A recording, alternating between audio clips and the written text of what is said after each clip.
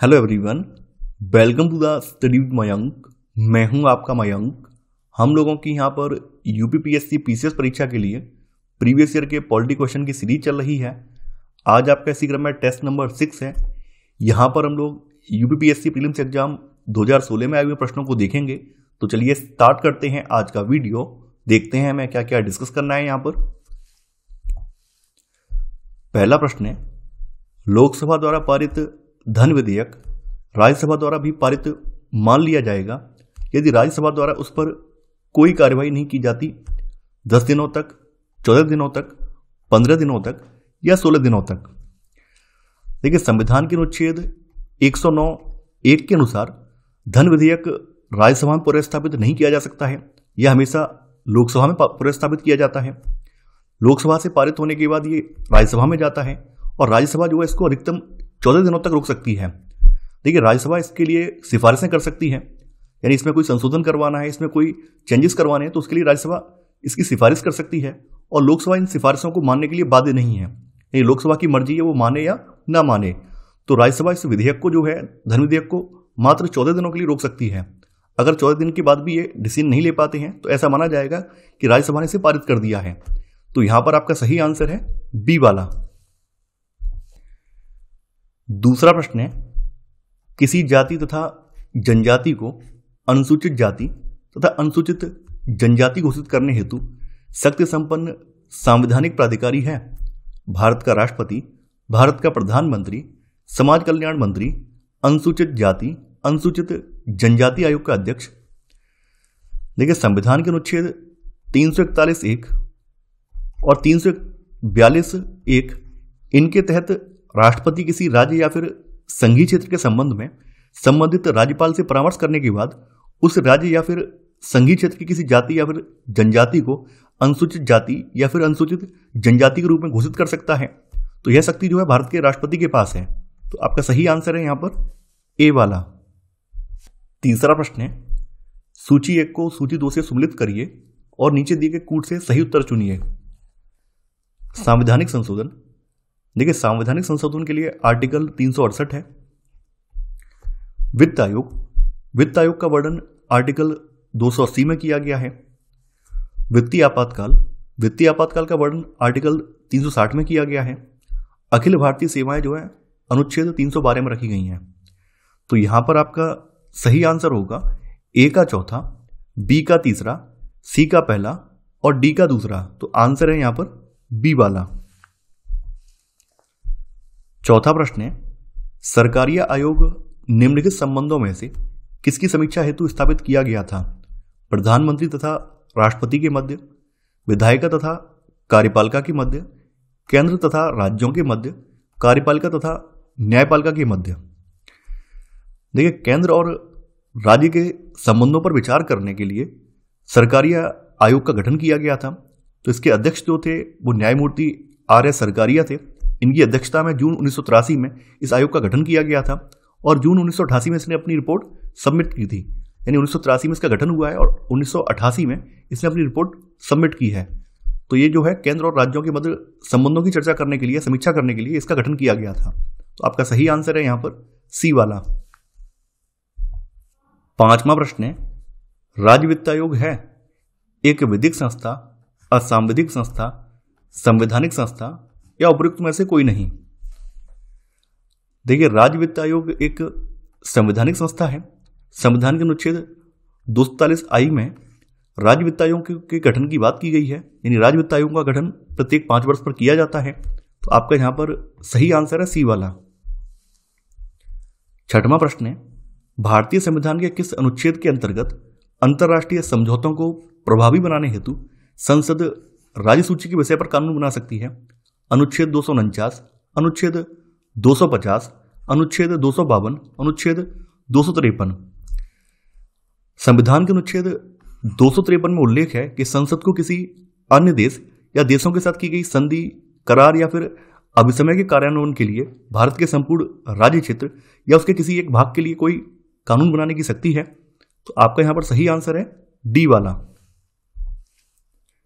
सातवां प्रश्न है, भारतीय संविधान के किस अनुच्छेद में निर्वाचन आयोग के लिए प्रावधान है? अनुच्छेद 320, अनुच्छेद 322, अनुच्छेद 324, अनुच्छेद 326। भारतीय संविधान के अनुच्छेद 324 में निर्वाचन आयोग के गठन का प्रावधान है, तो आपका यहां पर सही आंसर है सी वाला। 8वां प्रश्न है, भारत के सर्वोच्च न्यायालय ने संविधान के आधारभूत ढांचे के सिद्धांत को स्पष्ट किया है।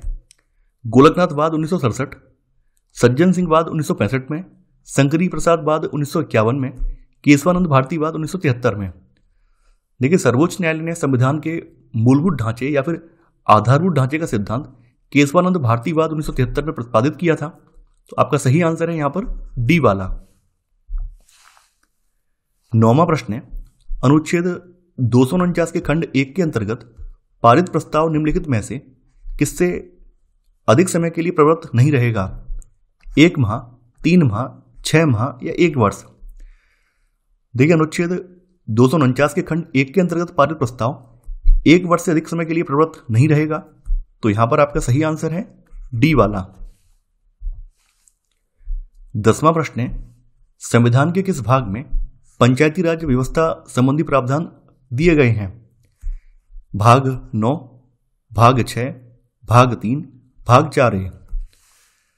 देखिए, भारतीय संविधान के भाग 9 में पंचायतों से संबंधित उपबंध हैं और इसे 73वें संविधान संशोधन अधिनियम 1992 के द्वारा अंत्यस्थापित किया गया, तो यहां पर आपका सही आंसर है ए वाला। 11वां प्रश्न है, पंचायती राज व्यवस्था अपनाई गई थी लोगों को राजनीतिक जागरूकता प्रदान करने हेतु, लोकतंत्र की शक्तियों के विकेंद्रीकरण के लिए, प्रशासकों को शिक्षित करने के लिए, या उपयुक्त में से कोई नहीं। देखिए, जैसा कि आप लोग जानते हैं, भारत में पंचायती राज व्यवस्था की शुरुआत सबसे पहले 2 अक्टूबर 1959 को राजस्थान के नागौर में की गई थी। इसका उद्देश्य यही था कि लोकतंत्र की जो शक्तियां हैं उनका विकेंद्रीकरण हो, तो यहां पर आपका सही आंसर है बी वाला। लोकतंत्र की शक्तियों के विकेंद्रीकरण के लिए पंचायती राज व्यवस्था अपनाई गई थी। 12वां प्रश्न है, भारत में पंचायती राज व्यवस्था का शिल्पी किसे कहा जाता है? आचार्य नरेंद्र देव, GVK Rao, BR Mehta, LM Singhvi. देखिए, भारत के पंचायती राज व्यवस्था का वास्तुकार बलवंत राय मेहता या फिर BR मेहता को कहा जाता है, तो आपका यहां पर सही आंसर है यहां पर सी वाला। 13वां प्रश्न है, निम्नलिखित कथनों पर विचार कीजिए। कथन, संविधान के अनुच्छेद 32 को डॉक्टर अंबेडकर ने इसकी आत्मा कहा था। कारण, अनुच्छेद 32 मौलिक अधिकारों के अतिक्रमण के विरुद्ध प्रभावी उपचार का प्रावधान करता है। आपको यहां पर कूट की सहायता से सही उत्तर का चयन करना है। देखिए, यहां पर कथन बिल्कुल सही है कि संविधान के अनुच्छेद 32 को डॉक्टर अंबेडकर ने इसकी आत्मा कहा था। इसका कारण यह है कि अगर किसी व्यक्ति के मौलिक अधिकारों का हनन होता है तो वह व्यक्ति अनुच्छेद 32 के तहत सुप्रीम कोर्ट की शरण में जा सकता है। तो यहां पर कथन और कारण दोनों सही है, तो आंसर है आपका ए वाला, यानी ए और आर दोनों सही हैं और ए का सही स्पष्टीकरण आर है। 14वां प्रश्न है, पंचायत चुनाव में अनुसूचित जातियों के लिए पदों का आरक्षण किस राज्य में लागू नहीं होगा? उत्तर प्रदेश, असम, अरुणाचल प्रदेश, हरियाणा। देखिए, संविधान के अनुच्छेद 247D1 के अनुसार प्रत्येक पंचायत में अनुसूचित जातियों और अनुसूचित जनजातियों के लिए स्थान आरक्षित रहेंगे। हालांकि कुछ राज्य ऐसे हैं जहां पर अनुसूचित जातियों के लिए आरक्षण नहीं होगा, क्योंकि वहां पर अनुसूचित जनजातियों की संख्या ज्यादा है, तो अरुणाचल प्रदेश पर यह लागू नहीं है, तो यहां पर आपका सही आंसर है सी वाला।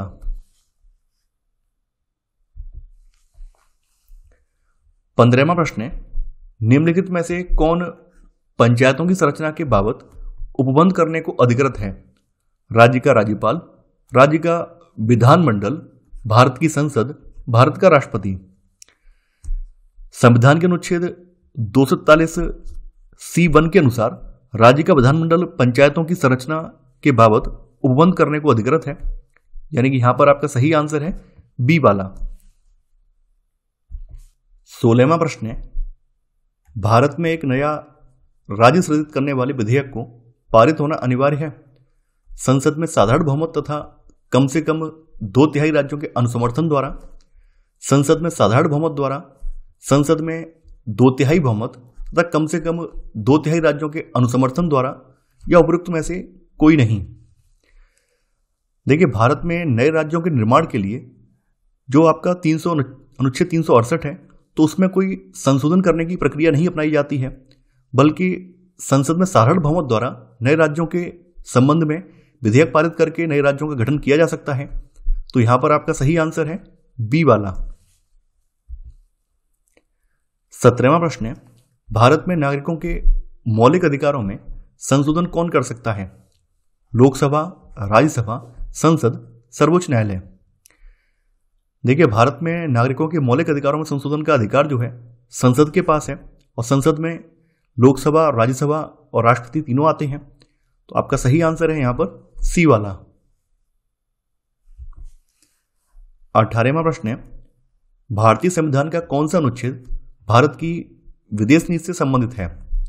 अनुच्छेद 380, अनुच्छेद 312, अनुच्छेद 60, अनुच्छेद 51। देखिए, भारतीय संविधान के अनुच्छेद 51 में देश की जो विदेश नीति है उसके बारे में चर्चा की गई है। तो यहां पर आपका सही आंसर है डी वाला। 19वां प्रश्न है, यहां पर दो सूचियां दी गई हैं। सूची 1 में संस्थान दिए गए हैं और सूची 2 में अनुच्छेद। तो इन्हें आपको कूट की सहायता से सम्मिलित करना है। भारत का नियंत्रक एवं महालेखा परीक्षक, इसके बारे में प्रावधान अनुच्छेद 148 में दिया गया है। वित्त आयोग संबंधी प्रावधान अनुच्छेद 280 में वर्णित है। प्रशासनिक अधिकरण, देखिए प्रशासनिक अधिकरण के प्रावधान अनुच्छेद 323 ए में वर्णित है। संघ लोक सेवा आयोग का प्रावधान जो है अनुच्छेद 315 में वर्णित है। तो आपका यहां पर सही आंसर होगा यहां पर ए का तीसरा, बी का दूसरा, सी का चौथा और डी का पहला। तो आंसर है यहां पर ए वाला। 20वां प्रश्न है, भारतीय संविधान के अनुच्छेद 243 ZJ के अनुसार सहकारी समिति के निदेशकों की अधिकतम संख्या हो सकती है 21, 15, 11, 7। देखिए, भारतीय संविधान के अनुच्छेद 243 ZJ के अनुसार सहकारी समिति के बोर्ड में उतनी संख्या में निदेशक होंगे जितना राज्य विधानमंडल द्वारा विधि बनाकर उपबंधित किया जाए, लेकिन सहकारी सोसाइटियों के निदेशकों की संख्या 21 से अधिक नहीं होगी। तो यहां पर आपका सही आंसर होगा ए वाला। 21वां प्रश्न है, निम्नलिखित में से कौन राष्ट्रपति के प्रसाद पर्यंत अपना पद धारण करता है? भारत का नियंत्रक एवं महालेखा परीक्षक, मुख्य निर्वाचन आयुक्त, लोकसभा अध्यक्ष, भारत का महान्यायवादी। देखिए, यहां पर चाहे वो भारत का नियंत्रक एवं महालेखा परीक्षक हो, मुख्य निर्वाचन आयुक्त हो, लोकसभा अध्यक्ष हो, ये सभी जो है इनके कार्यकाल की निश्चितता है, यानी इनका कार्यकाल फिक्स होता है। जबकि भारत का जो महान्यायवादी है ये राष्ट्रपति के प्रसाद पर्यंत पद को धारण करता है। तो आपका यहां पर सही आंसर होगा डी वाला, भारत का महान्यायवादी। तो ये था हमारा आज का वीडियो। आई होप आपको आज का वीडियो पसंद आया होगा। आप लोग इस वीडियो को लाइक और शेयर करना बिल्कुल नहीं भूलेंगे। तो चलिए आज के लिए बस इतना ही। Thanks for watching. जय हिंद।